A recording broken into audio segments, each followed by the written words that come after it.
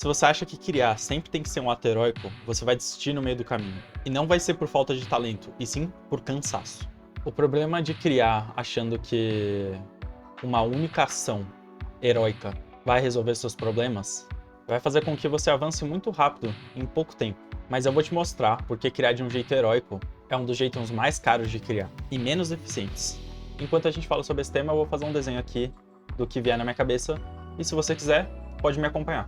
Muitas vezes eu acho que existe uma voz na cabeça das pessoas, como quase um fantasma coletivo entre os artistas, que diz que a gente não é perfeito, a gente não presta, e que as coisas não vão dar certo, e que não é importante caso não vire dinheiro, por exemplo. É quase uma voz que faz com que a gente não crie, e que quer que a gente não crie. Ela quer que a gente prove o nosso valor, como se criar fosse necessariamente um ato apenas sobre a sua identidade. Como se desenhar mal fosse afetar quem você é, e não, de fato, uma coisa prática, que é mostrar o nível técnico que você está naquele momento. Eu acredito que qualidade técnica nem sempre é onde a gente tem que metrificar a qualidade da nossa arte. Claro, se você quer ser um artista profissional, você tem que ter qualidade técnica. Mas, muitas vezes, existem pessoas que vão querer comprar sua arte, mesmo que ela não tenha a qualidade técnica excepcional que você está esperando dela. Quando se trata de vender arte, o importante não é necessariamente a qualidade técnica, mas sim o quanto ela soluciona o problema do seu cliente. Dito isso, eu acho que a gente acaba se cobrando muito para ter uma produção impecável sempre. E essa produção impecável faz com que a gente acabe desistindo de criar, porque isso cansa. Criar sempre procurando a perfeição vai criar uma exaustão em você. Então é isso, é uma voz que não quer que você crie, quer que você prove. E essa prova constante de identidade que a gente acaba criando quando a gente é artista, cansa. E a gente acaba entrando num loop onde a dor se torna um combustível. E por experiência própria, esse loop não é saudável. A gente acaba só começando quando a gente está culpado o suficiente para começar. A gente evita muito fazer aquela coisa, e depois de evitar muito, a gente começa a se sentir muito culpado porque a gente não está sendo autêntico com a gente e produzindo aquilo que a gente queria produzir.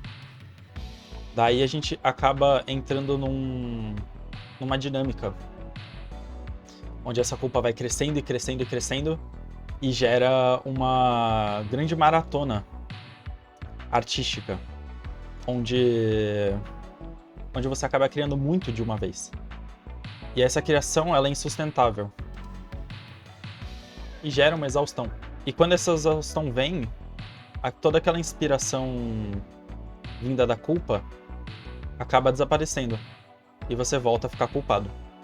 E quando você volta a ficar culpado, essa culpa acumula, você depois de um tempo acaba usando toda essa força que você está fazendo para sair dessa culpa, para fazer alguma coisa incrível, heróica, e de novo você fica exausto e a motivação desaparece. Essa dor pode ser um combustível poderoso, mas ela vem com um custo muito alto. E se você vai criando sempre até ficar exausto, você está sabotando o seu amanhã. Então eu acho que a gente tem que ter produções um pouco mais leves. E produzir com frequência, como eu venho dizendo em vários vídeos. Porque se você produz pensando que só esse próximo desenho vai salvar você, eu sinto te informar que isso não é verdade. A arte é um jogo de longo prazo. E se você não acredita no longo prazo, fica difícil jogar. E é como se a gente achasse que tem um tempo perfeito para criar.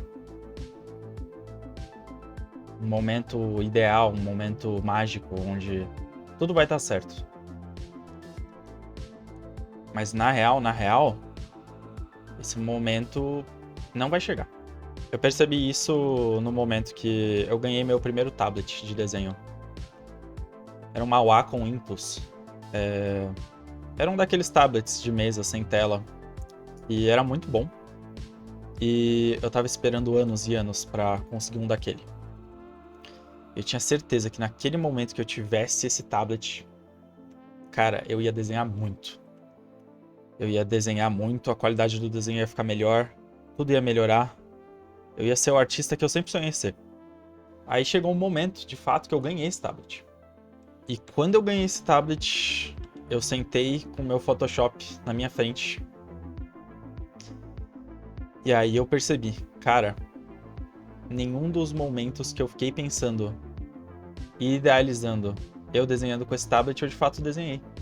E aí veio uma grande frustração de pensar, cara, eu perdi muito tempo. Se todo o tempo que eu tivesse imaginando e idealizando ter esse tablet, eu tivesse gastado desenhando no papel até, sabe, com caneta ou lápis qualquer, quando eu tivesse aquele equipamento, eu estaria muito mais preparado para tirar o proveito dele que eu tanto queria. E aí vem um pouco desse meu raciocínio de não existe momento perfeito para você começar a desenhar. Não vai ser o tablet ou o equipamento mágico que vai fazer você desenhar bem. O que vai fazer você desenhar bem é desenhar um pouco sempre. Não precisa ser todo dia, não precisa ser um negócio regrado ou num nível absurdo. Mas estar em contato frequente com aquilo que a gente gosta é muito importante. E quanto mais a gente criar, mais perto a gente vai estar de uma qualidade técnica que a gente sempre quis.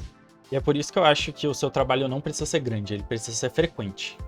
Quando a gente acha que a gente não é disciplinado, na real, eu acredito que a gente só aprendeu disciplina errado. A gente aprendeu uma disciplina que machuca a gente. Eu acho que disciplina não é se forçar a fazer as coisas nos dias que você tá bem. É continuar nos dias ruins sem se odiar. Acho que a gente precisa aceitar que vão ter dias bons, vão ter dias ruins, mas todos os dias que forem ok's e médios, a gente tem que agir neles. Produzir nos dias bons e que estão tudo certo é praticamente obrigatório. Mas eu acho que a gente devia não se cobrar de produzir nos dias ruins, mas buscar produzir mais nos dias que a gente tá ok. E também criar sem culpa de que fazer um desenho ruim, um desenho que você não acha tão bonito, é um problema de identidade. Acho que a gente acaba acreditando que é um problema de identidade porque a gente só pensa na ideia de agradar os outros quando a gente desenha. E não na experiência em si de desenhar. Se ninguém visse o que você tá fazendo, ou se você não pudesse ser julgado, será que você faria a arte desse jeito tão sofrido? E pensando nessa resposta, você acha que você consegue se respeitar um pouco mais e fazer a arte sem precisar agradar os outros? Eu acho que agradar todo mundo é o jeito mais rápido da gente esquecer quem é a gente. E se vocês acham que ter um sonho grande pede um grande sacrifício, eu não acredito nisso. Eu acho que um sonho grande ele pede uma estratégia boa. Uma estratégia que considere o longo prazo. Porque se ele é realmente importante, a gente tem que confiar que agir sobre ele por bastante tempo vai fazer com que a gente chegue mais perto dele. Se a gente definir um escopo claro para o nosso sonho e definir quais são realmente os objetivos e as metas e